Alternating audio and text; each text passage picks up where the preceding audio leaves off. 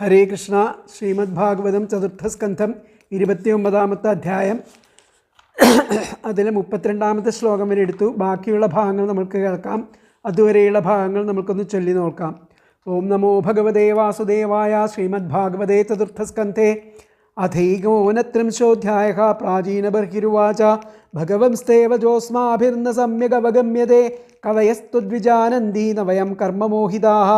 നാരദ ഉവാച പുരുഷം പുരഞ്ജനം വിദ്യാദ്യദ്വ്യനക്ത്യാത്മനഃപുരം ഏകദ്വിത്രിചതുഷ്പാദം ബഹുപാദമപാദകം യോ വിജ്ഞാതാഹൃദസ്തസ്യ പുരുഷസ്യ സഖേശ്വരഃ യന്ന വിജ്ഞായതേ പുംഭിർനാമഭിർവാ ക്രിയാഗുണൈഃ യദാ ജിഘൃക്ഷൻ പുരുഷഃ കാസ്നേന പ്രകൃതേർഗുണാൻ നവദ്വാരം ദ്വിഹസ്താം ഘ്രി തത്രാമനുതസാധ്വിതി ബുദ്ധിം ദുപ്രമദാം വിദ്യാൻ മമാഹമിതി യൽകൃതം യാമധിഷ്ഠായതേ യസ്മിൻ പുമാൻ ഭുങ്ക്തേക്ഷഭിർഗുണാൻ സഖായ ഇന്ദ്രിയഗണാജ്ഞാനം കർമ്മ ചയൽകൃതം സഖ്യസ്തദ്വൃത്തയ പ്രാണ പഞ്ചവൃത്തിർയഥോരഗഃ ബൃഹദ്ബലം മനോവിദ്യാതുഭയേന്ദ്രിയനായകം പഞ്ചാലാഃ പഞ്ചവിഷയാ യന്മധ്യേ നവഖം പുരം അക്ഷിണീനാസികേ കർണൗ മുഖം ശിശ്നഗുദാവിധി ദ്വേ ദ്വേ ദ്വാരൗ ബഹിര്യാദി യസ്തദിന്ദ്രിയസംയുതഃ അക്ഷിണീനാസികേ ആസ്യമിതി പഞ്ചപുരകൃതാഃ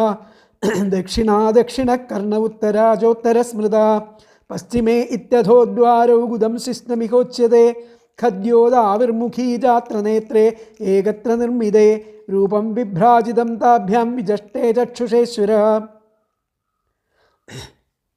നളിനീ നാളിനീ നാസേ ഗന്ധസൗരഭ ഉച്യത്തെ ഘ്രാണാവധൂതോ മുഖ്യാസ്യം വിപണോ വാഗ്രസവിദ്രസഃ ആപണോ വ്യവഹാരോത്ര ചിത്രമന്ധോ ബഹൂദനം പിതൃഹുർദക്ഷിണകർണ ഉത്തരോ ദേവഹൂ സ്മൃതഃ പ്രവൃത്തം ച നിവൃത്തം ച ശാസ്ത്രം പഞ്ചാലസംനിധം പിതൃയാനം ദേവയാനം ശ്രോത്രാശ്രുതിധരാദ്വ്രജേത് ആസുരീമേഢ്രമർവാഗ്വ്യാവ്യവായോ ഗ്രാമിണാം രതി ഉപസ്ഥോ ദുർമദ പ്രോക്തോ നിറതിർഗുദ ഉച്യത്തെ വൈശസം നരകം പായുർലുബ്ധഗോന്ധൗ തു മേ ശൃണു ഹസ്തപാദോ പുമാംസ്താഭ്യാം യുക്തോ യാതി കരോതി ച അന്തഃപുരം ച ഹൃദയം വിഷൂചിർമന ഉച്യത്തെ തത്ര മോഹം പ്രസാദം വാ ഹർഷം പ്രാപ്നോതി തൽഗുണൈഃ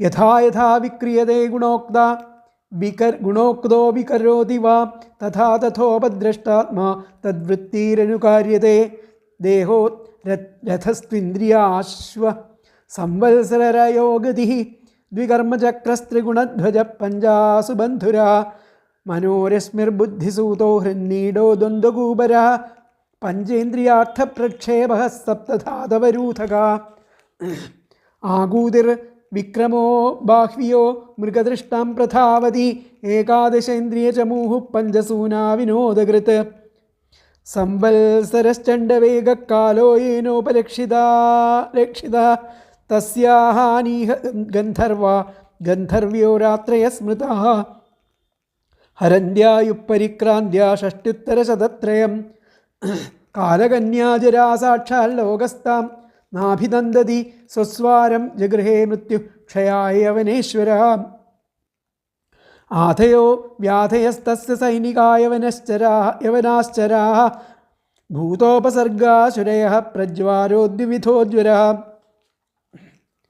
ഏവം ബഹുവിധൈർദുഃഖൈർദൈവഭൂതാത്മസംഭവൈः ക്ലിശ്യമാനഃ വർഷം ദേഹീ തമോവൃതഃ പ്രാണേന്ദ്രിയമനോധർമാനാത്മന്യധ്യാസ്യ നിർഗുണഃ ശേദേ കാമലവാന്ധ്യായൻ മമാഹമിതി കർമ്മകൃത് യദാത്മാനമവിജ്ഞായ ഭഗവന്തം പരംഗുരും പുരുഷസ്തു വിഷജ്ജേതാ ഗുണേഷു പ്രകൃതേ സ്വദൃക് ഗുണാഭിമാനീ സതദാ കർമാണി കുരുദേവശ ശുക്ലം കൃഷ്ണം ലോഹിതം വാ യഥാ കർമാഭിജായതേ ശുക്ലാൽ പ്രകാശഭൂയിഷ്ഠൻ ലോകാൻ ആപ്നോതി കർഹിജിൽ ദുഃഖോദർക്കാൻ ക്രിയായാസാം സ്തമശോകോൽക്കടാൻ ക്വചിൽ പുമാൻ ക്വചിച്ച സ്ത്രീ ക്വചിന്നോ ഭയമന്ധതീ ദേവോ മനുഷ്യസ്ഥിര്യഗ്വാ യഥാ കർമ്മഗുണം പവഃ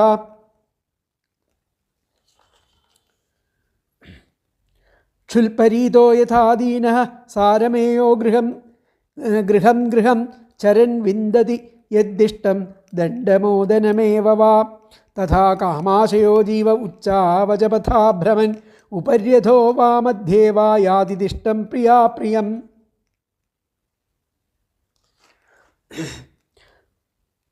ദുഃഖേഷ്വേകതരേണാപി ദൈവഭൂതാത്മഹേതുഷു ജീവസ്യ നവ്യവച്ഛേദസ്യാച്ചേത്തൽ പ്രതിക്രിയ. ഇതുവരെയാണ് എടുത്തത്. 32ാമത്തെ ശ്ലോകം വരെയാണ് എടുത്തത്. അടുത്തത് 33ാമത്തെ. യഥാഹി പുരുഷോ ഭാരം ശിരസാ ഗുരുമുദ്വഹൻ തം സ്കന്ധേന സ ആധത്തെ തഥാ സർവാഹ പ്രതിക്രിയാ. യഥാഹി പുരുഷോ ഭാരം ശിരസാ ഗുരുമുദ്വഹൻ തം സ്കന്ധേന സ ആധത്തെ തഥാ സർവാഹ പ്രതിക്രിയാ.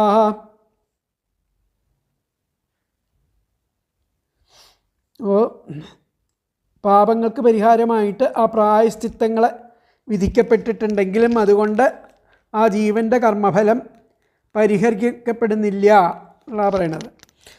കഴിഞ്ഞ ശ്ലോകത്തിൽ ആധിദൈവികം ആധിഭൗതികം ആധ്യാത്മികം ഇങ്ങനെയുള്ള ആ താപത്രയങ്ങളിൽ ഒന്ന് മറ്റൊന്നാക്കി മാറ്റാൻ മാത്രമേ പ്രായശ്ചിത്തങ്ങൾക്ക് കഴിവുള്ളൂ. യഥാഹി പുരുഷോ ഭാരം ശിരസാ ഗുരുമുദ്വഹൻ തം സ്കന്ധേന സ ആധത്തെ തഥാ സർവാഹ പ്രതിക്രിയാ. മനുഷ്യൻ ആ കനത്ത ഭാരം ഉള്ളത് ആ ശിരസ്സുകൊണ്ട് ചുമന്ന് അയാൾ തന്നെ അതിനെ ക്ഷീണം തീർക്കാൻ ചുമലുകൊണ്ട് ചുമക്കുന്നത് എങ്ങനെയാണോ അപ്രകാരമാണ് ദുഃഖശാന്തിക്ക് വേണ്ടി ചെയ്യുന്ന പരിഹാരകർമ്മങ്ങൾ മുഴുവനും എന്ന് പറയുന്നത്. മനുഷ്യൻ ആ കനത്ത ഭാരമുള്ളതിനെ ശിരസ്സുകൊണ്ട് ചുമന്ന് അയാൾ തന്നെ അതിനെ ക്ഷീണം തീർക്കാൻ ചുമലുകൊണ്ട് ചുമക്കുക.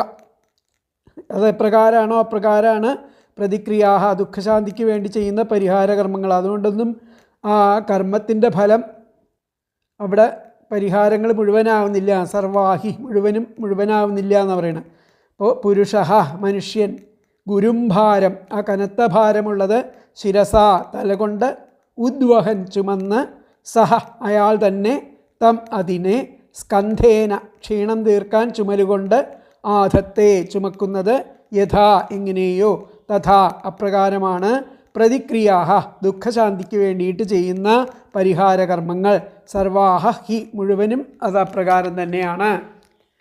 പരിഹാരകർമ്മങ്ങൾ ചെയ്തുകൊണ്ടൊന്നും ആ കർമ്മഫലത്തിൻ്റെ ആ അനുഭവതലങ്ങൾ അവിടെ ഇല്ലാതെ ആവുന്നില്ല എന്നാണ് പറയുന്നത്. അതിൻ്റെ ശക്തി കുറയ്ക്കുന്നല്ലാതെ കൊണ്ട് അനുഭവതലങ്ങൾ എപ്പോഴും അത് പിന്നീട് അനുഭവിച്ചേ തീരൂ എന്നർത്ഥം. അപ്പോൾ യഥാഹി പുരുഷോ ഭാരം ശിരസാ ഗുരുമുദ്വഹൻ എപ്രകാരമാണോ മനുഷ്യൻ ആ കനത്ത ഭാരം ഉള്ളതിനെ ആ ശിരസ് കൊണ്ട് ചുമന്നിട്ട് തം സ്കന്ധേന സ ആദത്തെ അതിനെ ആ ചുമല് കൊണ്ട് ചുമക്കുക ക്ഷീണം തീർക്കാൻ വേണ്ടിയിട്ട്. അപ്പോൾ അതുകൊണ്ട് എന്താ ഉണ്ടാകുന്നത്? ചുമലിനും വേദന ഉണ്ടാവുന്നു, ശിരസിനും വേദന ഉണ്ടാകുന്നു എന്നർത്ഥം. അതുകൊണ്ട് മുഴുവൻ ഒന്നും ആ പ്രതിക്രിയ കൊണ്ട് നമുക്ക് ആ കർമ്മഫലത്തെ മുഴുവനായിട്ട് ഇല്ലാതെയാക്കി തീർക്കാൻ സാധിക്കുന്നില്ല എന്നർത്ഥം. അപ്പോൾ പുരുഷ മനുഷ്യൻ ഗുരും ഭാരം കനത്ത ഭാരമുള്ളത് ശിരസ തലകൊണ്ട് ഉദ്വഹൻ ചുമന്ന് സഹ അയാൾ തന്നെ തം അതിനെ സ്കന്ധേന ക്ഷീണം തീർക്കാൻ ചുമലുകൊണ്ട് ആധത്തെ ചുമക്കുന്നത് യഥാ എങ്ങനെയാണോ തഥാ അപ്രകാരമാണ് പ്രതിക്രിയാഹ ദുഃഖശാന്തിക്ക് വേണ്ടി ചെയ്യുന്ന പരിഹാരകർമ്മങ്ങൾ സർവാഹി മുഴുവനും തന്നെ. അതിലത്തെ അന്വയം വന്നിട്ട് പുരുഷ ഗുരും ഭാരം ശിരസാ ഉദ്വഹൻ സഹ തം സ്കന്ധേന ആധത്തെ യഥാ തഥാ പ്രതിക്രിയാഹ സർവാഹി. എന്നുകൂടി പറയാം. പുരുഷ ഗുരും ഭാരം ശിരസാ ഉദ്വഹൻ സഹ തം സ്കന്ധേന ആധത്തെ യഥാ തഥാ പ്രതിക്രിയാഹ സർവാഹ ഹി. മനുഷ്യൻ കനത്ത ഭാരമുള്ളത് ശിരസ്സുകൊണ്ട് ചുമന്ന് അയാൾ തന്നെ അതിനെ ആ സ്കന്ധേന ക്ഷീണം തീർക്കാൻ ചുമലുകൊണ്ട് ചുമക്കുന്നത് എങ്ങനെയോ അപ്രകാരമാണ് ദുഃഖശാന്തിക്ക് വേണ്ടി ചെയ്യുന്ന പരിഹാരകർമ്മങ്ങൾ മുഴുവനും തന്നെ. അപ്പോൾ ഇവിടെ പറയുന്നത് കർമ്മത്തെ നിശേഷം ശമിപ്പിക്കുന്നില്ല ഈ പ്രായശ്ചിത്തങ്ങൾ. ഇങ്ങനെയുള്ള ആ താപത്രയങ്ങൾ ആധിഭൗതികം ആധ്യാത്മികം ഇങ്ങനെയുള്ള താപത്രയങ്ങളിൽ ഒന്ന് മറ്റൊന്നാക്കി മാറ്റാൻ മാത്രമേ പ്രായശ്ചിത്തങ്ങൾക്ക് കഴിവുള്ളൂ. അവ കർമ്മത്തെ നിശ്ശേഷം നശിപ്പിക്കുന്നില്ല. തലയിൽ ചുമടും വഹിച്ചു പോകുന്ന ഒരാൾ ആശ്വാസം കിട്ടാനായി അതല്പം ചുമലിലേക്ക് മാറ്റുന്നു. ആ ഭാരത്തിൻ്റെ സ്ഥാനം മാറ്റിയെന്നതല്ലാതെ മറ്റു കാര്യം ഒന്നും ഇല്ല. അപ്രകാരമാണ് പ്രായശ്ചിത്തങ്ങളുടെ ഫലം. കർമ്മഫലം അനുഭവിക്കുന്ന രീതിയിൽ മാറ്റം ഉണ്ടാകാമെന്ന് മാത്രം. പ്രായസ്യ പാപസ്യ ചിത്തം വിശോധനം യസ്മാത് തസ്മാത് പ്രായശ്ചിത്തം. പ്രായമെന്നാൽ പാപം, ചിത്തമെന്നാൽ അതിൻ്റെ ശുദ്ധി. പാപത്തെ ശമിപ്പിക്കുന്നത് പ്രായശ്ചിത്തം. പ്രായം എന്ന് പറഞ്ഞു കഴിഞ്ഞാൽ പാപം, ചിത്തം എന്നാൽ അതിൻ്റെ ശുദ്ധി. പാപത്തെ ശമിപ്പിക്കുന്നതാണ് പ്രായശ്ചിത്തം. വിഭാഗം എന്നാൽ പരിണാമം. നരകം, യോനി, രോഗം, ഇങ്ങനെ വിഭാഗഭേദങ്ങൾ 3 ഉണ്ട്. വിപാക, പരിണാമ അഥവാ കർമ്മണാം വിപാക, കർമ്മവിപാക സ ച ത്രിവിധ. നരകയോനി രോഗരൂപാത്മക. പ്രായശ്ചിത്തങ്ങളെ കൊണ്ട് ആ പാപങ്ങളെ ക്ഷയിപ്പിക്കുന്നത് വളരെ പ്രയാസമേറിയതാണ്. പ്രാരബ്ധത്തിന് പ്രായശ്ചിത്തം വിധിച്ചിട്ടില്ല, അനുഭവിച്ച് തീരുക തന്നെ വേണം. സഞ്ചിതം, ക്രിയമാണം ഇവ വളരെ ക്ലേശിച്ചാൽ ശമിപ്പിക്കാം. ഇരുമ്പ് ഉളി കൊണ്ട് ഇരുമ്പ് ദണ്ഡിനെ ഛേദിക്കുക അത്യധികം പ്രയാസമേറിയതാണ്. പ്രായശ്ചിത്തങ്ങളാൽ കർമ്മക്ഷയവും അപ്രകാരം തന്നെ. ത്രിവിധം സഞ്ചിത ആരബ്ധ ക്രിയമാണമിതി ധ്രുവം. പ്രാരബ്ധകർമ്മണാം സൂത ഭോഗാദേവ ക്ഷയോ ഭവേത്. സഞ്ചിതക്രിയമാണാനാം പ്രായശ്ചിത്തൈസ്തഥൈവ ച കർമ്മണാ കർമ്മണച്ഛേദ ഇതി വേദവിദോ വിദുഃ. ആയസേന യഥാ യത്നാദായസസ്യ നികൃന്ദനം. പ്രായശ്ചിത്തം കൊണ്ട് കർമ്മം നശിക്കുമോ എന്നതിനെ പറ്റിയിട്ട് ഗൗതമധർമ്മസൂത്രത്തിൽ മറ്റും സുദീർഘമായിട്ട് ചിന്തിക്കുന്നുണ്ട്. തത്ര പ്രായശ്ചിത്തം കുര്യാദിതി മീമാംസന്തേ. തസ്യ നിഷ്ക്രിയണാനി ജപസ്തപോ ഹോമം ഉപവാസോ ദാനം. ഇന്ന് വിധി കാണും. ജപം, തപം, ഹോമം, ഉപവാസം, ദാനം ഇത്യാദികൾ ഫലപ്രദം ആകുമെന്ന് സിദ്ധാന്തം. പ്രായശ്ചിത്ത കർമ്മങ്ങൾക്ക് പകരം ഈ ജപം, തപം, ഹോമം, ഉപവാസം, ദാനം ഇത്യാദികൾ ഫലപ്രദം ആണെന്ന് സിദ്ധാന്തം. ഇവ ഓരോന്നും എന്തെന്നും തുടർന്ന് പറയുന്നുണ്ട്. പ്രായശ്ചിത്തത്തെ പറ്റി പ്രതിപാദിക്കാത്ത സ്മൃതികൾ ഇല്ല. കർമ്മക്ഷയം, ജ്ഞാനം, യോഗം ഇത്യാദികളാൽ വരുത്താമോ എന്നതിന് കർമ്മക്ഷയം, ജ്ഞാനം, യോഗം ഇത്യാദികളാൽ വരുത്താമോ എന്നതിനെ പറ്റിയിട്ട് ബ്രഹ്മസൂത്രത്തിൽ ഭാഷ്യത്തിൽ പറയുന്നുണ്ട്. ജീവൻ മുക്തി വിവേകം എന്നുള്ള സ്ഥലത്ത് ഇവിടങ്ങളിലെല്ലാം വിശദമായിട്ട് പറയുന്നുണ്ട്. പ്രാരബ്ധത്തെ യോഗം കൊണ്ട് ക്ഷയിപ്പിക്കാമെന്ന് ജീവൻ മുക്തി വിവേകം പറയുന്നു. അല്ലെങ്കിൽ യോഗികൾക്ക് ആ ദേഹത്യാഗം എങ്ങനെ സാധ്യമാകുമെന്നും ചോദിക്കുന്നു. പൂർവാചാര്യന്മാർക്കിടയിൽ തന്നെ അഭിപ്രായ ഐക്യം ഇല്ലാത്ത വിഷയങ്ങളാണ് ഇവ. ഇവിടെ ആ പ്രതിപാദിക്കപ്പെട്ടതിൽ നിന്നും നാരദർക്ക് പ്രായശ്ചിത്തങ്ങളിൽ വിശ്വാസമില്ലെന്ന് വരുന്നു. കർമ്മകാണ്ഡം ഒന്നിനും പരിഹാരം വിധിക്കുന്നില്ലെന്നാണ് നാരദൻ്റെ മതം. നിവൃത്തിമാർഗം മാത്രമേ അദ്ദേഹത്തിന് സ്വീകാര്യമാകൂ. ഇതൊക്കെ മുമ്പ് പറഞ്ഞതാണ്. അപ്പോൾ ഈ ശ്ലോകത്തിൻ്റെ അർത്ഥം വന്നിട്ട് 32ാമത്തെ ശ്ലോകത്തിൻ്റെ അർത്ഥം വന്നിട്ട്, തലയിൽ വലിയ ഭാരം ചുമക്കുന്നവൻ അല്പമൊരു വിശ്രമത്തിന് വേണ്ടി അത് ചുമലുകൊണ്ട് വഹിക്കുന്നത് പോലെയാണ് എല്ലാ പ്രതിവിധികളും.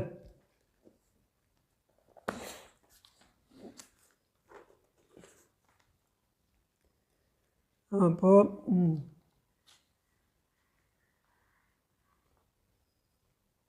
മുക്തി ലഭിക്കുന്നതുവരെ പരമ്പരയായിട്ടുള്ള ദുഃഖാനുഭവ ഫലത്തെ ദൃഷ്ടാന്തപൂർവം കാണിക്കുകയാണ്. വിശന്ന് വലയുന്ന ശ്വാവ് ഓരോ ഗൃഹങ്ങളിലും സഞ്ചരിക്കുമ്പോൾ ചിലതിൽ അല്പം ആഹാരപദാർത്ഥമോ മറ്റു ചിലതിൽ ദണ്ഡം കൊണ്ടുള്ള പ്രഹരമോ ലഭിക്കുന്നത് പോലെ ജീവൻ കാമാധീനനായിട്ട് കർമ്മബദ്ധരായിട്ട് ഇരിക്കയാൽ പുണ്യപാപമാർഗങ്ങളിൽ പ്രവർത്തിക്കുകയും അതിനെ അനുസരിച്ച് ഉന്നത ലോകങ്ങൾ എന്ന് പറയപ്പെടുന്ന സ്വർഗാധിസ്ഥാനങ്ങളിലോ താഴ്ന്ന ലോകങ്ങളിലോ നരകങ്ങളിലോ മധ്യത്തിലുള്ള മനുഷ്യലോകങ്ങളിലോ കർമാനുസരണം സുഖമോ ദുഃഖമോ അനുഭവിക്കുവാൻ നിർബന്ധിക്കപ്പെട്ടിരിക്കുന്നു.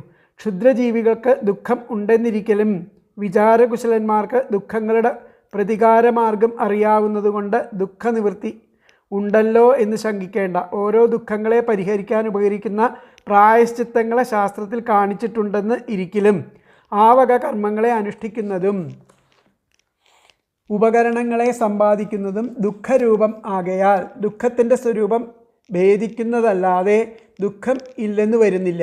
ആധ്യാത്മികം, ആദിദൈവികം, ആദിഭൗതികം എന്ന ദുഃഖങ്ങളിൽ ഏതെങ്കിലും ഒന്നോ രണ്ടോ മൂന്നും കൂടിയോ ജീവനെ വിട്ടുപിരിയാതെ തന്നെ ഇരിക്കണം. അപ്പോൾ വിശപ്പ്, ദാഹം മുതലായിട്ടുള്ള ദുഃഖങ്ങളെ തീർക്കുവാനുള്ള ഉപായങ്ങളായിട്ട് കൃഷിയാദി വ്യാപാരങ്ങളെ കണ്ടുപിടിച്ചിരിക്കുന്നുവെങ്കിലും ആവക വ്യാപാരങ്ങളും ദുഃഖരൂപങ്ങളാകയാൽ സർവാത്മനാ ദുഃഖനിവൃത്തി ഉണ്ടാകുന്നില്ലെന്ന് ദൃഷ്ടാന്തപൂർവ്വം ഉപദേശിക്കുന്നു. മഹത്തായ ഭാരം തലയിൽ വഹിച്ച് സഞ്ചരിക്കുന്ന പുരുഷൻ ശിരോവേദന അധികരിക്കുന്ന സമയം ആ ഭാരത്തെ ചുമലിൽ വെച്ച് നടക്കുന്നു. ശിരസിന് അല്പം ആശ്വാസം തോന്നുമെങ്കിലും ഭാരം അവനെ വിട്ടുപിരിഞ്ഞിട്ടില്ല. മുമ്പേ ശിരസിലിരുന്നത് ഇപ്പോൾ ചുമലിലായി എന്ന് മാത്രമേ വ്യത്യാസമുള്ളൂ. ഇതുപോലെ തന്നെയാകുന്നു ദുഃഖപ്രതീകങ്ങളെല്ലാം. ദുഃഖത്തിന് വേണ്ടി ചെയ്യുന്ന പ്രായശ്ചിത്തങ്ങളെല്ലാം കൊണ്ട് ഉണ്ടാവുന്ന ഫലവും ഇതുപോലെ തന്നെയാണെന്നാണ് ഈ ശ്ലോകം കൊണ്ട് നമ്മൾ അനുമാനിക്കേണ്ടത്. അപ്പോൾ ഇതിലത്തെ വ്യാഖ്യാനം എന്താ പറഞ്ഞത് നോക്കാം.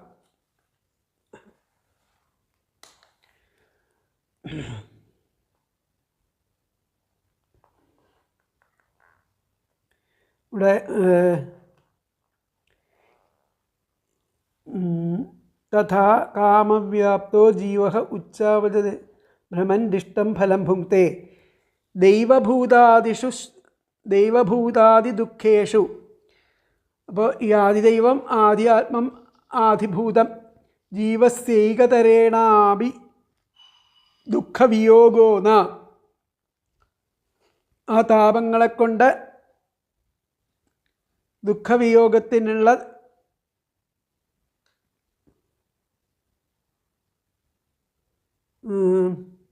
ദൈവഭൂതാദിദു സ്വേഷു ജീവസ്യൈകതരേണാപി ദുഃഖവിയോഗോ ന തത്തദുപായ. ദുഃഖവിയോഗം ഉണ്ടാവുന്നില്ല. തത്തദുപായ സ്യാച്ചേൽ തർഹി അതിൻ്റെ ഉപായം കൊണ്ടും, അതായത് പ്രായശ്ചിത്തങ്ങളെ കൊണ്ടും, തർഹി ദുഃഖസ്വരൂപ ഏവച. ദുഃഖസ്വരൂപ ഏവ, ദുഃഖസ്വരൂപം തന്നെയാണ് പിന്നെ ഉണ്ടാകുന്നത്. അത്ര ദൃഷ്ടാന്ത, അതിന് ദൃഷ്ടാന്തമായിട്ട് പറയുകയാണ്. യഥാ പുരുഷോതിഭാരം, എപ്രകാരമാണോ പുരുഷൻ അതിഭാരം ശിരസാവഹൻ, ശിരസിൽ വഹിച്ചിട്ട് തതഹ അത് ഒന്ന് കുറയ്ക്കാൻ, അതിൻ്റെ ഭാരം കുറയ്ക്കാൻ വേണ്ടി സ്കന്ധേന ധത്തെ ചുമലിൽ ഏറ്റുന്നത്. തദ്വത് അതുപോലെ ആ ദുഃഖങ്ങളെ ഇല്ലാതെയാക്കാൻ ചെയ്യുന്ന ഉപായങ്ങളെ കൊണ്ട് ദുഃഖസ്വരൂപം മുഴുവനായിട്ട് അവിടെ നശിക്കുന്നില്ല എന്നർത്ഥം ആണ് ആ വ്യാഖ്യാനത്തിൽ പറയുന്നത്. ദൈവഭൂതാദി ദുഃഖേഷു ജീവസ്യൈകതരേണാപി ദുഃഖവിയോഗോ ന തത്തദുപായ സ്യാച്ചേൽ തർഹി ദുഃഖരൂപ ഏവ. അത്ര ദൃഷ്ടാന്ത, അതിന് ദൃഷ്ടാന്തമായിട്ട് പറയണത് യഥാ പുരുഷോതിഭാരം ശിരസ വഹൻ. പുരുഷൻ എപ്രകാരമാണോ ശിരസിൽ അതിഭാരം വഹിച്ചിട്ട് തതഹ അതിനെ സ്കന്ധേന ധത്തെ ആ ചുമലുകൊണ്ട് വഹിക്കുന്നത്. തദ്വത് അതുപോലെ ഇരിക്കും ആ ഭാരം അപ്പോഴും അവൻ ചുമക്കുന്നുണ്ടെന്നർത്ഥം. പ്രായശ്ചിത്തം ചെയ്തു കഴിഞ്ഞാലും അതിൻ്റെ ഫലം ദുഃഖസ്വരൂപം അവിടെ അവശേഷിക്കുന്നുണ്ട് എന്നുള്ളതാണ് ഈ ശ്ലോകത്തിൽ 32ാമത്തെ ശ്ലോകം കൊണ്ട് ഗ്രഹിക്കേണ്ടത് എന്നുള്ളതാണ് ഇവിടെ പറയുന്നത്. അപ്പോൾ 33ാമത്തെ ശ്ലോകം കൊണ്ട് ഗ്രഹിക്കേണ്ടത്. അപ്പോൾ പുരുഷ ഗുരുംഭാരം പറഞ്ഞു ശിരസാ ഉദ്വഹൻ സഹ. അതിൻ്റെ അർത്ഥം പറഞ്ഞു കഴിഞ്ഞു. ഇനി അടുത്ത ശ്ലോകം നോക്കാം. നമുക്ക് 34ാമത്തെ ശ്ലോകം നോക്കാം. നൈകാന്തതഃ പ്രതീകാരഃ കർമ്മണാം കർമ്മ കേവലം ദ്വയം ഹ്യവിദ്യോപസൃതം സ്വപ്നേ സ്വപ്നൈവാനഘ. നൈകാന്തതഃ പ്രതീകാരഃ കർമ്മണാം കർമ്മ കേവലം ദ്വയം ഹ്യവിദ്യോപസൃതം സ്വപ്നേ സ്വപ്നൈവാനഘ. അല്ലയോ പുണ്യാത്മാവേ, ഹേ അനഘ എന്ന് പറഞ്ഞാൽ അയ്യോ പുണ്യാത്മാവേ, ആ സ്വപ്നത്തിലെ ആ ഉൾസ്വപ്നം പോലെ ആ കർമ്മങ്ങൾക്ക് വേറൊരു കർമ്മം തീരെ ആത്യന്തികമായിരിക്കുന്ന ആ പരിഹാരം ആവുന്നില്ല. വേറൊരു കർമ്മം ചെയ്തിട്ട് കർമ്മത്തിൻ്റെ നാശം വരുത്തണം എന്ന് വിചാരിച്ചാൽ ഒരിക്കലും അത് പരിഹാരമായിട്ട് വരില്ല. കാരണം രണ്ടും അവിദ്യാകൽപിതമായിട്ടാണ് ചെയ്യുന്നത്. രണ്ട് കർമ്മങ്ങളും നമ്മൾ ചെയ്യുന്ന അവിദ്യാകൽപിതമായതുകൊണ്ട് ഒരു കർമ്മത്തിൻ്റെ ദോഷം ഇല്ലാണ്ടാക്കാൻ വേണ്ടി ഒരു കർമ്മം ചെയ്തു കഴിഞ്ഞാൽ ആ കർമ്മത്തിൻ്റെ ദോഷം വേറെ കൂടുതലായിട്ട് അനുഭവിക്കേണ്ടി വരുന്നല്ലാതെ ദോഷകർമ്മഫലം അവിടെ തീരെ ഇല്ലാതെ ആവുന്നില്ല എന്നാണ് പറയുന്നത്. നൈകാന്തതഃ പ്രതീകാരഃ.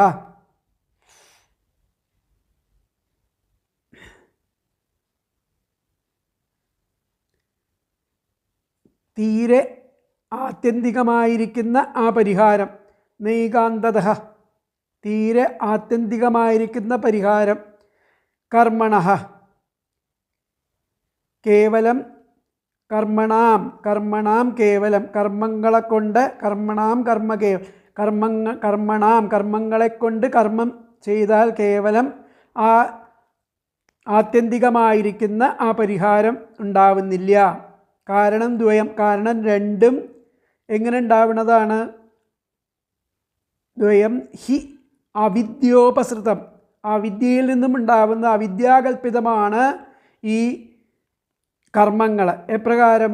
ഈ സ്വപ്നത്തിൽ ആ ഉൾസ്വപ്നം പോലെ സ്വപ്നം കാണുമ്പോൾ അതിൽ വേറൊരു സ്വപ്നം കാണുക, സ്വപ്നം കാണുന്ന സമയത്ത് അതിൽ വേറൊരു സ്വപ്നം കാണുക. അപ്പോൾ ഇല്ലാത്ത ഒന്നിൽ വീണ്ടും ഇല്ലാത്തതിനെ കാണുന്നത് പോലെയാണ് കർമ്മം ചെയ്തു കഴിഞ്ഞാൽ, പ്രായശ്ചിത്തമായിട്ട് കർമ്മം ചെയ്തു കഴിഞ്ഞാൽ ആ കർമ്മത്തിന് പിന്നീട് വീണ്ടും ദോഷം വരാനും ഒക്കെ സാധ്യതയുണ്ട്. നൈകാന്തതഃ പ്രതീകാരഃ കർമ്മണാം കർമ്മ കേവലം ദ്വയം ഹ്യവിദ്യോപസൃതം സ്വപ്നേ സ്വപ്നൈവാനഘ. അപ്പോൾ അതിലത്തെ പദങ്ങൾ നോക്കാം. ഹേ അനഘ, ലയോ പുണ്യാത്മാവേ, സ്വപ്നേ സ്വപ്നത്തിലെ, സ്വപ്നഃ ഇവ ഉൾസ്വപ്നം പോലെ, കർമ്മണ കർമ്മങ്ങൾക്ക്, കർമ്മം വേറൊരു കർമ്മം, കേവലം തീരെ, ഏകാന്തതഃ ആത്യന്തികമായിരിക്കുന്ന, പ്രതീകാരഃ ന പരിഹാരം അല്ല, ഹി കാരണം, ദ്വയം രണ്ടും, അവിദ്യോപസൃതം അവിദ്യാകൽപിതം ആണ്. ഹേ അനഘ, ലയോ പുണ്യാത്മാവേ, സ്വപ്നേ സ്വപ്നത്തിലെ, സ്വപ്നഃ സ്വപ്നത്തിലെ, സ്വപ്നഃ ഇവ ഉൾസ്വപ്നം പോലെ, കർമ്മണാം കർമ്മങ്ങൾക്ക്, കർമ്മം വേറൊരു കർമ്മം, കേവലം തീരെ, ഏകാന്തതഃ ആത്യന്തികമായിരിക്കുന്ന, പ്രതീകാരഃ ന പരിഹാരം അല്ല, ഹി കാരണം, ദ്വയം രണ്ടും, അവിദ്യോപസൃതം അവിദ്യാകൽപിതം ആണ്. അപ്പോൾ ഹേ അനഘ, സ്വപ്നേ സ്വപ്നഃ ഇവ കർമ്മണാം കർമ്മ കേവലം ഏകാന്തതഃ പ്രതീകാരഃ ന ഹി ദ്വയം അവിദ്യോപസൃതം.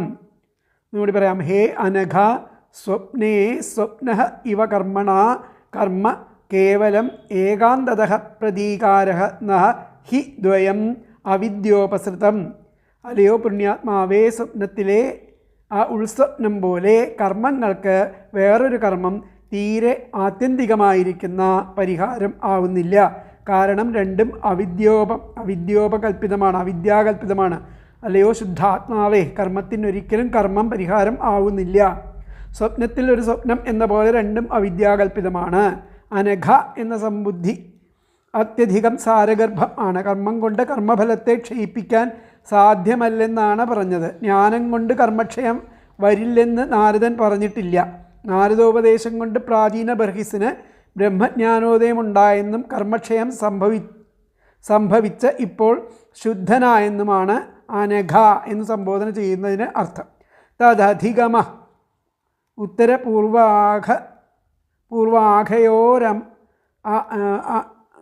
പൂർവാഘയോരശ്ലേഷവിനാശവും തദ്വ്യപദേശാത് എന്ന വേദാന്ത സൂത്രത്തിൻ്റെ ഭാഷ്യത്തിൽ ജ്ഞാനത്തിന് പാപത്തെ നശിപ്പിക്കാൻ കഴിവുണ്ടോ എന്ന സുദീർഘമായ ചർച്ചയ്ക്ക് ശേഷം തസ്മാത് ബ്രഹ്മാധിഗമേ ദുരിതക്ഷയ ഇതി സ്ഥിരം, ബ്രഹ്മസാക്ഷാത്കാരത്തോടെ പാപങ്ങൾ നശിക്കുന്നു എന്ന് നിശ്ചയം, ഇതാണ് സമർത്ഥിക്കുന്നത്. ഈ പ്രകരണത്തിൽ പ്രായശ്ചിത്തങ്ങളുടെ ഫലത്തെ പറ്റിയിട്ട് ആചാര്യസ്വാമികൾ ചർച്ച ചെയ്യുന്നുണ്ട്. അപ്പോൾ 34-ാമത്തെ ആ അനഘ, കർമ്മങ്ങൾക്ക് കേവല കർമ്മം ആത്യന്തികമായിരിക്കുന്ന പ്രതിക്രിയയല്ല. സ്വപ്നത്തിലുള്ള സ്വപ്നം പോലെ തന്നെ രണ്ടും അജ്ഞാനത്താൽ പ്രാപ്തമാകുന്നു എന്നുള്ളതാണ് അവൾ പറയുന്നത്. അപ്പോൾ സ്വല്പമായിരിക്കുന്ന കർമ്മം ദുഃഖനിവൃത്തിക്ക് ആകുകയില്ലെങ്കിലും മഹത്തായ കർമ്മം കൊണ്ട് ദുഃഖം മുഴുവനും നശിപ്പിക്കുകയില്ലയോ എന്ന് ശങ്ക വേണ്ട. കർമ്മങ്ങൾ നിമിത്തമുണ്ടാകുന്ന ദുഃഖങ്ങൾക്ക് ഭക്തിജ്ഞാനങ്ങളോടുകൂടാതെയുള്ള കേവല പ്രായശ്ചിത്ത കർമ്മം ആത്യന്തിക നിവൃത്തിയെ വരുത്തുകയില്ലെന്ന് പരിശുദ്ധാശയനായിരിക്കുന്ന അങ്ങുന്ന് വിശ്വസിച്ചുകൊള്ളുക. എന്തുകൊണ്ടെന്നാൽ രണ്ട് വിധ കർമ്മത്തിനും കാരണം ദേഹേന്ദ്രിയാദികളിൽ ഞാനെന്നുമുള്ള മോഹമാകുന്നു. അതിൽ അവിദ്യാസംബന്ധം ഉള്ളതുകൊണ്ട് ദുഃഖനിവൃത്തിയെ വരുത്തുവാൻ സമർത്ഥമല്ല.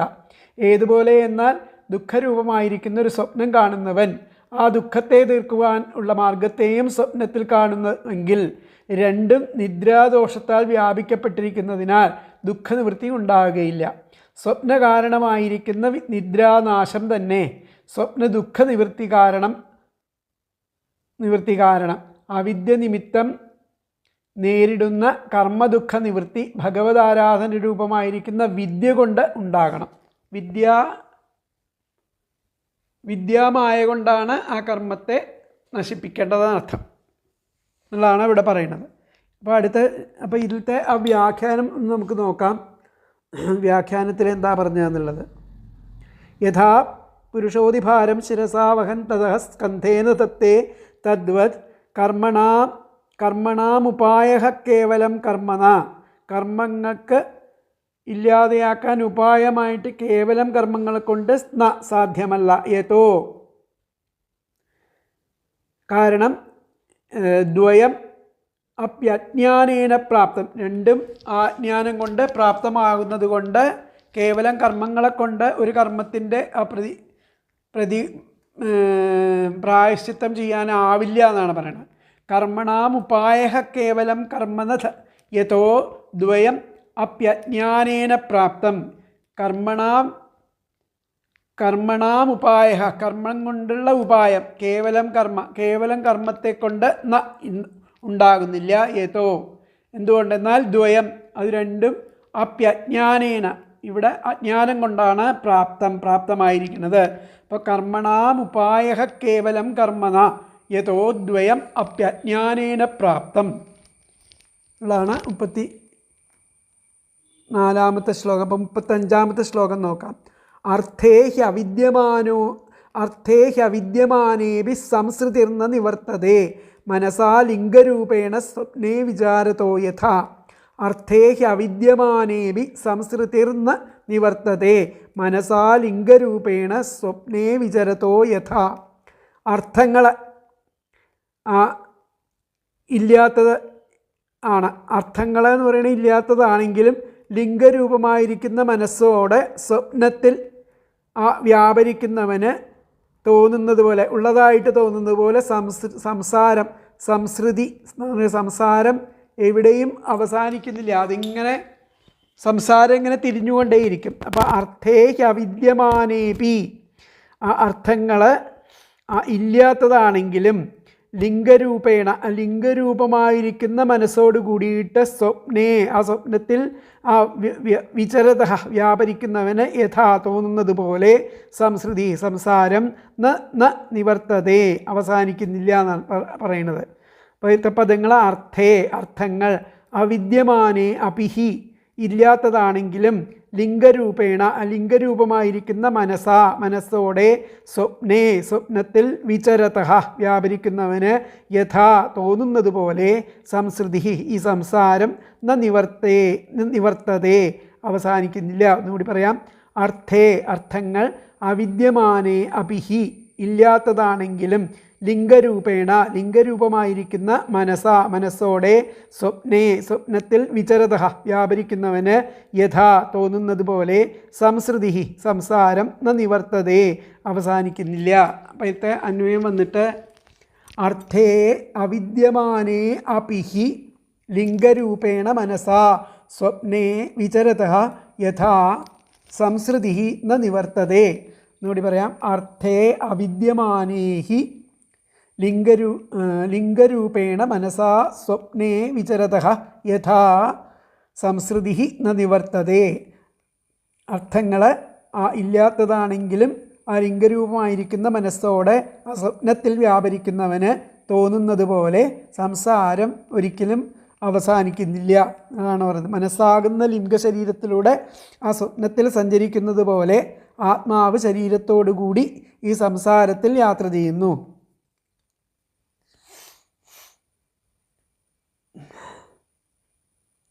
ആത്മാവ് ഈ ശരീരത്തിൽ സഞ്ചരിക്കുന്നു എന്നുള്ളതാണ് പറഞ്ഞിരിക്കുന്നത്. അപ്പോൾ ഉപാധിയായിരിക്കുന്ന മനസ്സോടെ ആ സ്വപ്നത്തിൽ സഞ്ചരിക്കുന്നവന് വാസ്തവത്തിൽ ക്ലേശങ്ങളില്ലെങ്കിലും അതുകൊണ്ടുള്ള അനർത്ഥം നശിക്കാത്തതുപോലെ ദേഹാദി പദാർത്ഥങ്ങൾ മിഥ്യാരൂപങ്ങളാണെങ്കിലും ജ്ഞാനസിദ്ധി കൂടാതെ ക്ലേശങ്ങൾ നശിക്കുകയില്ല.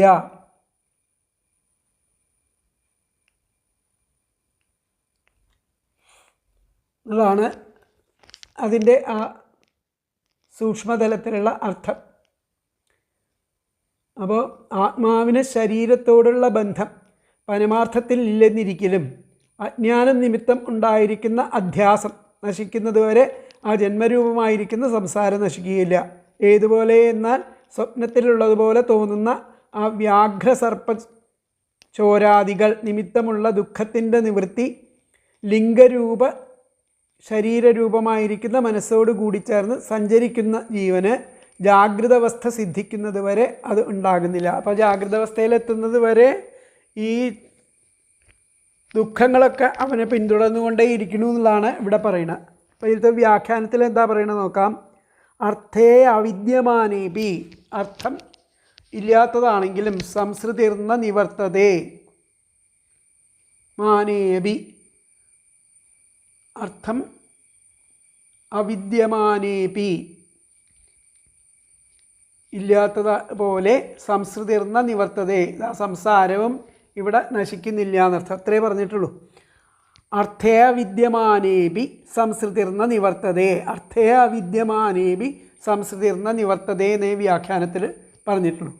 അപ്പോൾ അടുത്ത ശ്ലോകം നോക്കാം. 36-ാമത്തെ ശ്ലോകം. അഥ ആത്മനോ അർത്ഥഭൂതസ്യ യതോനർത്ഥ പരമ്പരാ സംസൃതിസ്തദ്വ്യവച്ഛേദോ ഭക്ത്യാ പരമയാ ഗുരൗ.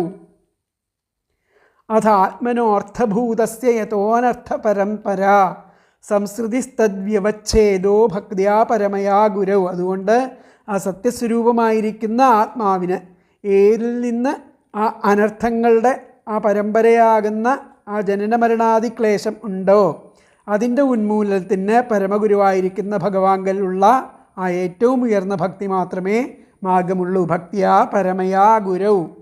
ആ സംസ്കൃതിയിൽ നിന്നും നമുക്ക് അതിനെ ഇല്ലാതെയാക്കാൻ, വ്യവച്ഛേദത്തിന്, അതിൻ്റെ ഉന്മൂലനത്തിന്, സംസ്കൃതിസ്തദ്വ്യവച്ഛേദോ, അതിന് ഭക്തിയാ പരമയാ ഗുരൗ, ഭക്തിയാകുന്ന പരമമായിരിക്കുന്ന ഭക്തി പരമയാ ഗുരൗ, പരമ ഗുരുവായിരിക്കുന്ന ആ ഭഗവാങ്കൽ, പരമഗുരുവായിരിക്കുന്ന ആ ഭഗവാങ്കൽ ഭക്തി ഉണ്ടാവുകയാണ് ആ സംസാരത്തിൽ നിന്നും നമുക്ക് മോചനം കിട്ടാനുള്ള ഏറ്റവും എളുപ്പമാർഗം. അത് ആത്മനോർത്ഥഭൂതസ്യ യതോ അനർത്ഥ പരമ്പര. അതുകൊണ്ട് അസത്യസ്വരൂപമായിരിക്കുന്ന ആ ആത്മാവിന് ഏതിൽ നിന്ന് അനർത്ഥങ്ങളുടെ പരമ്പരയാകുന്ന ആ ജനന മരണാദി ക്ലേശങ്ങളുണ്ടോ എന്നാണ് പറയുന്നത്. ഇതിൽ നിന്നെല്ലാം ആ പരമ്പരയാകണ അനർത്ഥങ്ങളുടെ പരമ്പരയാകണ ആ ജനന മരണാദി ക്ലേശങ്ങളുണ്ടോ അതിൽ നിന്നും അതിൻ്റെ ഉന്മൂലനത്തിന് പരമഗുരുവായിരിക്കുന്ന ഭഗവാങ്കലുള്ള ഏറ്റവും ഉയർന്ന ഭക്തി കൊണ്ട് മാത്രമേ മാർഗമുള്ളൂ എന്നുള്ളതാണ് ഈ ശ്ലോകത്തിൽ പറയുന്നത്. പതിനെട്ട് പദങ്ങൾ. അഥ, അതുകൊണ്ട്, അർത്ഥഭൂതസ്യ, സത്യസ്വരൂപമായിരിക്കുന്ന ആത്മനഃ, ആത്മാവിന്, യതഃ, ഏതിൽ നിന്ന്, അനർത്ഥപരമ്പര, അനർത്ഥങ്ങളുടെ പരമ്പരയാകുന്ന സംസൃതി, ജനനമരണാദിക്ലേശമുണ്ടോ, തദ്വ്യവച്ഛേദ, അതിൻ്റെ ഉന്മൂലനത്തിന്, ഗുരൗ, പരമഗുരുവായിരിക്കുന്ന ഭഗവാങ്കലുള്ള പരമയാ, ഏറ്റവും ഉയർന്ന ഭക്തിയ, ഭക്തി മാത്രമേ മാർഗമുള്ളൂ. അപ്പോൾ അഥ, അതുകൊണ്ട്, അർത്ഥഭൂതസ്യ, സത്യസ്വരൂപമായിരിക്കുന്ന ആത്മനഃ, ആത്മാവിന്, യതഃ, ഏതിൽ നിന്ന്, അനർത്ഥപരമ്പര, അനർത്ഥങ്ങളുടെ പരമ്പരയാകുന്ന സംസൃതി, ജനനമരണാദിക്ലേശമുണ്ടോ, തദ്വ്യവച്ഛേദ, അതിൻ്റെ ഉന്മൂലനത്തിന്, ഗുരൗ, പരമഗുരുവായിരിക്കുന്ന ഭഗവാങ്കൽ ഉള്ള പരമയാ ഏറ്റവും ഉയർന്ന ഭക്തിയ ഭക്തി മാത്രമേ മാർഗമുള്ളൂ. അപ്പം അധ അർത്ഥഭൂതസ്യ ആത്മനഃ യതഃ അനർത്ഥപരമ്പരാ സംസൃതി തദ്വ്യവച്ഛേദഃ ഗുരൗ പരമയാ ഭക്തിയാ. അധ അർത്ഥഭൂതസ്യ ആത്മനഃ യതഃ അനർത്ഥപരമ്പരാ സംസൃതി തദ്വ്യവച്ഛേദഃ ഗുരൗ പരമയാ ഭക്തിയാ. അതുകൊണ്ട് ആ സത്യസ്വരൂപമായിരിക്കുന്ന ആത്മാവിന് ഏതിൽ നിന്ന് അനർത്ഥങ്ങളുടെ പരമ്പരയാകുന്ന ആ ജനനമരണാദി ക്ലേശങ്ങളുണ്ടോ അതിൻ്റെ ഉന്മൂലനത്തിൻ്റെ പരമഗുരുവായിരിക്കുന്ന ഭഗവാങ്കലുള്ള പരമമായിരിക്കുന്ന ആ ഭക്തി മാത്രമേ ഉപായമായിട്ടുള്ളൂ എന്നുള്ളതാണ് പറയുന്നത്. അപ്പോൾ ആത്മാവ് യഥാർത്ഥത്തിൽ ആ പരമപുരുഷാർത്ഥ സ്വരൂപി ആണ്. അപ്പോൾ മനസ്സാകുന്ന ലിംഗശരീരത്തിലൂടെ സ്വപ്നത്തിൽ സഞ്ചരിക്കുന്ന പോലെ ആത്മാവ് ശരീരത്തോടു കൂടി ഈ സംസാരത്തിൽ യാത്ര ചെയ്യണം. ഉണർന്നാൽ സ്വപ്നസഞ്ചാരം അവസാനിക്കുന്നു. അപ്പോൾ ജ്ഞാനോദയം ഉണ്ടായാൽ ആ സംസാര നിവൃത്തി ഉണ്ടാകണം. അതേവരെ ജീവന് അവിദ്യയിൽ നിന്ന് മോചനം ഇല്ലെന്നർത്ഥം. അപ്പോൾ ആത്മാവ് യഥാർത്ഥത്തിൽ പരമപുരുഷാർത്ഥം മോക്ഷസ്വരൂപിയാണ്. പക്ഷേ അവിദ്യ അഥവാ അജ്ഞാനത്താൽ അത് അറിയുന്നില്ല. അറിയാത്തിടത്തോളം കാലം അനർത്ഥങ്ങളുടെ പരമ്പരയോട് കൂടിയിരിക്കുന്ന ഈ സംസാരബന്ധവും തുടരുന്നു. എന്നാൽ ലോകഗുരുവായിരിക്കുന്ന ഭഗവാങ്കൽ അചഞ്ചലമായിരിക്കുന്ന ഭക്തി ജനിച്ചാൽ അജ്ഞാനം നശിക്കുന്നു, സംസാരമോചനവും സിദ്ധിക്കുന്നു എന്നർത്ഥം. ഭക്തി കൊണ്ടുകൊണ്ട് മാത്രമേ ഇത് സാധ്യമാകുള്ളൂ. ഭഗവാൻ വാസുദേവങ്കൽ അചഞ്ചലമായിരിക്കുന്ന ഭക്തി ഉണ്ടായാൽ അതുകൊണ്ട് സമുചിതമായിരിക്കുന്ന രീതിയിൽ വൈരാഗ്യവും ജ്ഞാനവും സിദ്ധിക്കണമെന്നാണ് പറയുന്നത്. അടുത്ത ശ്ലോകത്തിൽ വ്യക്തമായിട്ട് പറയുന്നു. അപ്പോൾ ഈ 36ാമത്തെ ശ്ലോകത്തിൻ്റെ അർത്ഥം, അതിനാൽ പരമപുരുഷാർത്ഥ സ്വരൂപനായിരിക്കുന്ന ആത്മാവിന് അനർത്ഥാത്മകമായിരിക്കുന്ന ആ സംസാരത്തിൽ നിന്ന് അജ്ഞാന നിവൃത്തി പരമഗുരുവായിരിക്കുന്ന ഭഗവാനിലെ ഏകാന്ത ഭക്തിയാൽ തന്നെ ലഭിക്കാൻ കഴിയണു എന്നാണ് പറയുന്നത്. എന്നാൽ ആത്യന്തിക ദുഃഖനിവൃത്തിക്കുള്ള മാർഗം എന്താണെന്ന് ആലോചിക്കുന്നവരോട് ഭക്തി കൊണ്ട് മാത്രമേ ദുഃഖനിവൃത്തി ഉണ്ടാകുന്നുള്ളൂ എന്ന് പറയുന്നു. മറ്റു വിധത്തിൽ മരണരൂപമായിരിക്കുന്ന അനർത്ഥത്തിൻ്റെ തുടർച്ചയ്ക്ക് നാശമില്ലാത്തത് കൊണ്ട് സംസാരോപാധി ഭവിക്കുന്നില്ല. എന്നാൽ എങ്ങനെ നശിക്കുമെന്നാൽ സർവന്തര്യാമിയും സർവലോകഗുരുവുമായിരിക്കുന്ന ശ്രീവാസുദേവനിൽ ഏകാന്തഭക്തി ഉണ്ടായാൽ സംസാരം നശിക്കും എന്നാണ് പറയുന്നത്. ഭഗവാങ്കൽ ഉള്ള ഏകാന്തഭക്തി കൊണ്ട് ഈ സംസാരത്തെ നശിപ്പിക്കാൻ സാധിക്കും. തസ്മാത് ആത്മനോ അജ്ഞാനാത് സംസൃതിർഭവതി. അതുകൊണ്ട് ആത്മാവിന് അജ്ഞാനം കൊണ്ട് ഈ സംസാരത്തെ ഭവിക്കുന്നു. തന്നാശസ്തു അതിനെ ഇല്ലാതെയാക്കണമെന്നുണ്ടെങ്കിൽ വാസുദേവ ഭക്തിവ ഭവതി. വാസുദേവനിൽ ഭക്തി കേവല ഭക്തി ഉണ്ടായാൽ മാത്രമേ അതിനെ നശിപ്പിക്കാൻ സാധിക്കുള്ളൂ. തസ്മാത് ആത്മനോ അജ്ഞാനാത് അതുകൊണ്ട് ആത്മാവ് അജ്ഞാനം കൊണ്ട് സംസൃതിർഭവതി. അജ്ഞാനം കൊണ്ട്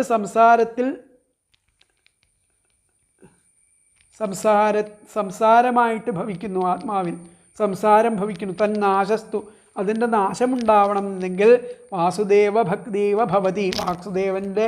വാസുദേവനിലുള്ള ആ പരമമായിരിക്കുന്ന ഭക്തി ഭവിക്കണം. തസ്മാത് ആത്മനോ അജ്ഞാനാത് സംസൃതിർഭവതി തന്നാശസ്തു വാസുദേവേ ഭക്തിവ ഭവതി എന്നുള്ളതാണ് 36ാമത്തെ ശ്ലോകത്തിൽ പറയണം. അപ്പോൾ 37ാമത്തെ ശ്ലോകം നോക്കാം നമുക്ക്. വാസുദേവേ ഭഗവതി ഭക്തിയോഗസമാഹിത സദ്ധ്രീജീനേന വൈരാഗ്യം ജ്ഞാനം ജയജനീഷ്യതി. അപ്പോൾ വാസുദേവനിലുള്ള പരമമായിരിക്കുന്ന ഭക്തി വാസുദേവേ ഭഗവതി ഭഗവാനായിരിക്കുന്ന വാസുദേവനിൽ ഭക്തിയോഗസമാഹിത ആ ഭക്തിയോഗത്തോട് കൂടിയിട്ട്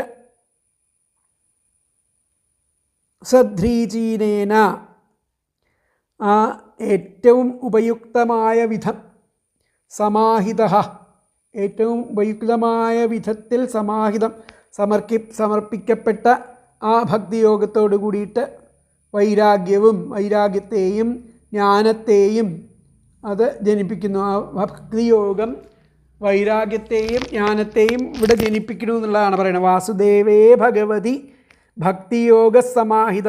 ആ ഭക്തിയോഗത്തോട് കൂടിയിരിക്കുന്ന ആ വാസുദേവനിൽ ഉള്ള ഭഗവാനായിരിക്കുന്ന ശ്രീവാസുദേവനിൽ ഏറ്റവും ഉപയുക്തമായ വിധം സദ്ധ്രീചൈനേന ഏറ്റവും ഉപയുക്തമായ വിധം സമർപ്പിക്കപ്പെട്ടിരിക്കുന്ന ഭക്തിയോഗം കൊണ്ട് വൈരാഗ്യത്തെയും ജ്ഞാനത്തെയും ഇവിടെ ജനിപ്പിക്കുന്നു എന്നാണ് പറയുന്നത്. അപ്പോൾ ഭഗവതി ഭഗവാനായ വാസുദേവേ ശ്രീവാസുദേവനിൽ സദ്ധ്രീചീനേന ഏറ്റവും ഉപയുക്തമായ വിധം സമാഹിത സമർപ്പിക്കപ്പെട്ട ഭക്തിയോഗം വൈരാഗ്യത്തെയും ജ്ഞാനത്തെയും ജനയിഷ്യതി ജനിപ്പിക്കുന്നു. എന്നുകൂടി പറയാം. ഭഗവതി ഭഗവാനായിരിക്കുന്ന വാസുദേവേ ശ്രീവാസുദേവനിൽ സദ്ധ്രീചീനേന ഏറ്റവും ഉപയുക്തമായ വിധം സമാഹിത സമർപ്പിക്കപ്പെട്ട ഭക്തിയോഗം വൈരാഗ്യത്തെയും ജ്ഞാനത്തെയും ജനയിഷ്യതി ജനിപ്പിക്കുന്നു. അപ്പോൾ ഭഗവതി വാസുദേവേ സദ്ധ്രീചീനേന സമാഹിത ഭക്തിയോഗ വൈരാഗ്യം ജ്ഞാനം ച ജനയിഷ്യതി. എന്നുകൂടി പറയാം. ഭഗവതി വാസുദേവേ സദ്ധ്രീചീനേന സമാഹിത ഭക്തിയോഗ വൈരാഗ്യം ജ്ഞാനം ച ജനയിഷ്യതി. ഭഗവാനായിരിക്കുന്ന ശ്രീവാസുദേവനിൽ ഏറ്റവും ഉപയുക്തമാകുന്ന വിധം സമർപ്പിക്കപ്പെട്ട ആ ഭക്തിയോഗം വൈരാഗ്യത്തെയും ജ്ഞാനത്തെയും ഇവിടെ ജനിപ്പിക്കുന്നു എന്നുള്ളതാണ് പറയുന്നത്. അപ്പോൾ ഭഗവാങ്കൽ അചഞ്ചലമായിരിക്കുന്ന ഭക്തി ജനിച്ചാൽ ജ്ഞാനം നശിക്കുന്നു, സംസാരമോചനവും സിദ്ധിക്കുന്നു. ഭക്തി ഒന്നുകൊണ്ട് മാത്രമേ ഇത് സാധ്യമാകൂ. ഭഗവാൻ വാസുദേവങ്കൽ അചഞ്ചലമായ ഭക്തി ഉണ്ടായാൽ അതുകൊണ്ട് സമുചിതമായിരിക്കുന്ന രീതിയിൽ വൈരാഗ്യവും ജ്ഞാനവും സിദ്ധിക്കും എന്നുള്ളതാണ് പറയുന്നത്. തരതി ശോകമാത്മവിൽ എന്ന് ശ്രുതി പ്രമാണമുണ്ട്. അധ്യാത്മജ്ഞാനം ആണ് സംസാരമോചനത്തിന് ഉപായം. അതിനാൽ ജ്ഞാനത്തിലൂടെ മാത്രമേ സംസാരമോചനം സാധ്യമാകൂ എന്ന് ധരിക്കാം. അതിനുള്ള സമാധാനമാണ് ഈ ശ്ലോകത്തിൽ അടങ്ങിയിരിക്കുന്ന തത്വം. അപ്പോൾ ഭഗവാനായ വാസുദേവനിൽ വേണ്ട വിധത്തിൽ അർപ്പിക്കപ്പെട്ട ഭക്തിയോഗം വൈരാഗ്യത്തെയും ജ്ഞാനത്തെയും വിഷമം കൂടാതെ ജനിപ്പിക്കുന്നു.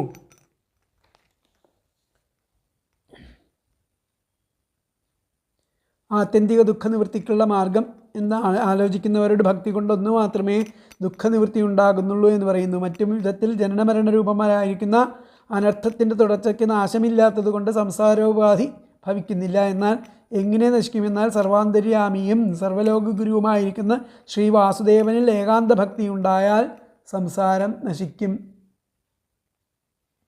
വിഷയ വിരക്തിപൂർവകമായിരിക്കുന്ന ജ്ഞാനം അല്ലേ സംസാരത്തെ നശിപ്പിക്കുന്നത്. ഭക്തി കൊണ്ട് സംസാരം നശിക്കുമോ എന്ന് സംശയിക്കേണ്ട. വിഷയവിരക്തിയും ജ്ഞാനവും ഭക്തി നിമിത്തം പ്രയാസം കൂടാതെ ഉണ്ടാകും. സർവാന്തര്യാമിയും ജ്ഞാനമൂർത്തിയുമായിരിക്കുന്ന ശ്രീവാസുദേവനിൽ ഫലാകാംക്ഷ കൂടാതെ സമർപ്പിക്കപ്പെടുന്ന ഭക്തിഭാവം അനായാസേന വൈരാഗ്യത്തെയും ജ്ഞാനത്തെയും ജനിപ്പിക്കുന്നു എന്നുള്ളതാണ് പറയുന്നത്. തസ്മാത് ആത്മനോ ജ്ഞാനാത് സംസൃതിർഭവതി തന്നാശസ്തു വാസുദേവ ഭക്തേവ ഭവതി. വാസുദേവേ ഭഗവതി യോഗോ വാസുദേവനിൽ സമർപ്പിക്കപ്പെട്ടിരിക്കുന്ന ഭക്തിയോഗം വൈരാഗ്യം ജ്ഞാനം ച വൈരാഗ്യത്തെയും ജ്ഞാനത്തെയും ജനയിഷ്യതി ജനിപ്പിക്കുന്നു. വൈരാഗ്യത്തെയും ജ്ഞാനത്തെയും ജനിപ്പിക്കുന്നു പറയും.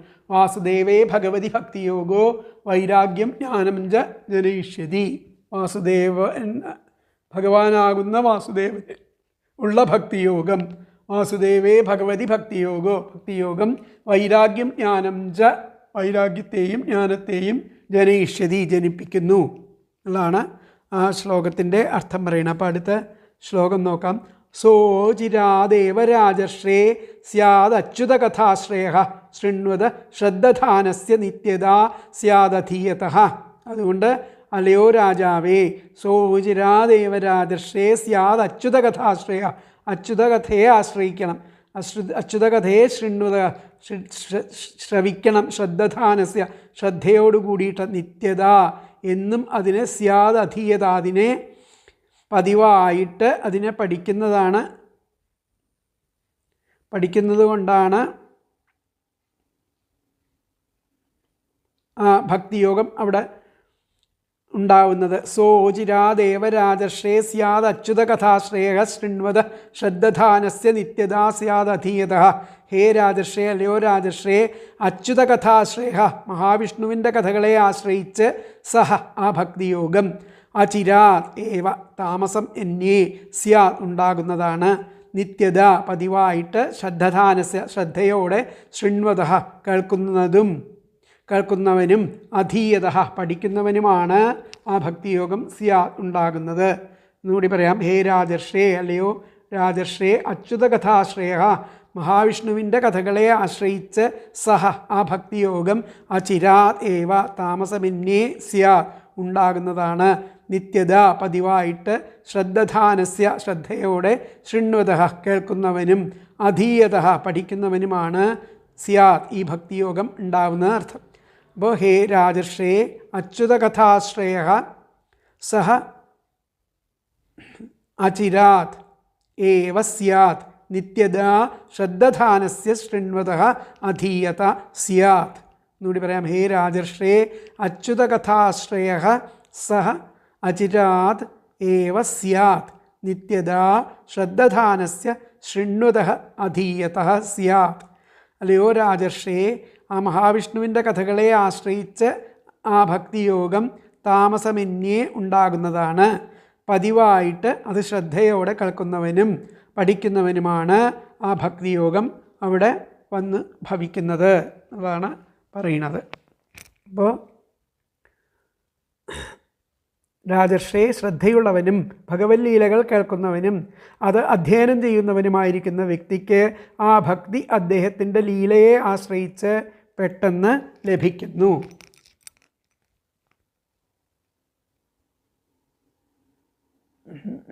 അപ്പോൾ അത്രത്തോളം ശ്രേഷ്ഠമായിരിക്കുന്ന ആ ഭക്തിയോഗം എങ്ങനെ ഉണ്ടാകുമെന്ന് പറയുന്നു. ഹേ രാജർഷേ, നിത്യവും ശ്രദ്ധയോടുകൂടെ ഭഗവത് കഥയെ പഠിക്കുകയും കേൾക്കുകയും ചെയ്യുന്നവന് കാലതാമസം കൂടാതെ ഭഗവാനിൽ പരമപ്രേമലക്ഷണമായിരിക്കുന്ന ആ ഭക്തിയോഗം ഉണ്ടാവുന്നു എന്ന് പറയുന്നു. അപ്പോൾ സഹ ഭക്തിയോഗോ അച്യുത കഥാഹ, ആ ഭക്തിയോഗം അച്യുത കഥകളെ ശൃണ്വത കേൾക്കുന്നവനും ശ്രദ്ധധാനസ്യ ശ്രദ്ധിക്കുന്നവനും പഠിക്കുന്നവനും ശ്രദ്ധധാനസ്യ പഠിക്കുന്നതും കൊണ്ട് ഉണ്ടാവുന്നു. സഭക്തിയോഗോ അച്യുത കഥാഹ, ആ ഭക്തിയോഗം അച്യുത കഥകളെ ശൃണ്വത ശ്രവിക്കുന്നവനും ശ്രദ്ധധാനസ്യ ശ്രദ്ധയോട് കൂടിയിട്ട് അതിനെ ആശ്രയിക്കുന്നവനും ഉണ്ടാവുന്നു. ആ ഭക്തിയോഗം ഉണ്ടാവുന്നു എന്നാണ് വ്യാഖ്യാനത്തിൽ പറയുന്നത്. സ ഭക്തിയോഗോ അച്യുത കഥാ ശൃണ്വത ശ്രദ്ധധാനസ്യ സ്യാത് എന്നുള്ളതാണ് അവിടെ പറയുന്നത്. അപ്പോൾ ബാക്കിയുള്ള ഭാഗങ്ങൾ നമുക്ക് അടുത്ത ക്ലാസ്സിലെടുക്കാം. ഹരേ കൃഷ്ണ.